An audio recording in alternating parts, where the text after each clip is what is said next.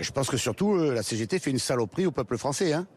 La réalité, c'est qu'on se retrouve aujourd'hui avec une colère majeure de nos concitoyens, des difficultés de travail partout dans toutes les entreprises, des difficultés pour le personnel hospitalier d'aller soigner les patients. Enfin, c'est en cascade. Donc la volonté de la CGT, elle est très claire, c'est de bloquer le pays et d'embraser le pays. C'est ça sa volonté, de façon à ce qu'il prépare au mieux ses élections internes. Donc il s'appuie pleinement sur sa capacité de blocage, pour faire en sorte qu'il bloque le pays et pour redorer l'image et le blason de son syndicat à l'intérieur de ses troupes. La raffinerie de Fos-sur-Mer, dans les Bouches-du-Rhône, pour l'instant, n'est pas concernée par les réquisitions. Vous le souhaiteriez ? Oui, je le souhaite. De toute façon, dans toutes les raffineries de France et à tous les endroits où il y a des blocages qui sont faits. La plupart du temps, d'ailleurs, il suffit d'arriver à rentrer dans l'entreprise et de débloquer et de déverrouiller la citerne. Et donc, c'est jamais que 2 ou 3 personnes qu'il faut mobiliser, réquisitionner pour réouvrir les vannes. Et donc, c'est absolument nécessaire, ici à Fos comme dans le reste de la France. Ne trouvez-vous pas dommage qu'on en arrive là?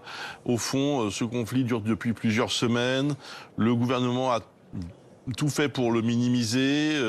Et la direction des groupes pétroliers a peut-être aussi mal géré son dialogue social, vous ne trouvez pas? Quand on en arrive là, on a forcément des responsabilités qui sont multiples et croisées, à commencer par les syndicalistes. Moi, j'essaye de regarder ça avec le plus d'objectivité possible.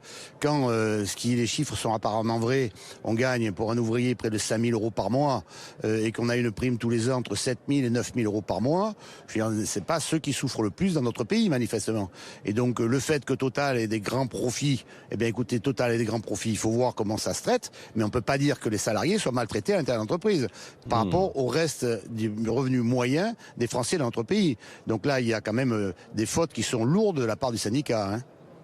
Justement, les syndicats dénoncent ces chiffres. Vous le savez, M. Martinez, par exemple, disait ce matin sur BFM TV qu'un opérateur de raffinerie gagnait 2 600 euros net par mois, ce qui est donc éloigné, assez loin donc de ce qu'affirme la direction. Bref, on ne va pas rentrer dans une querelle de chiffres. J'aimerais en revanche savoir si, selon vous, il y a... Oui, allez-y alors, pardon, allez-y.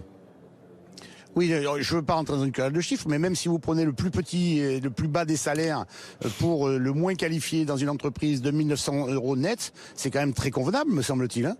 C'est voire très important. Donc le niveau moyen c'est 5 000 et le niveau le plus bas c'est 2 900 net, hein. Donc excusez-moi du peu, mais j'aimerais bien savoir si les journalistes ou le peuple français dans sa globalité gagnent autant d'argent tous les mois, hein.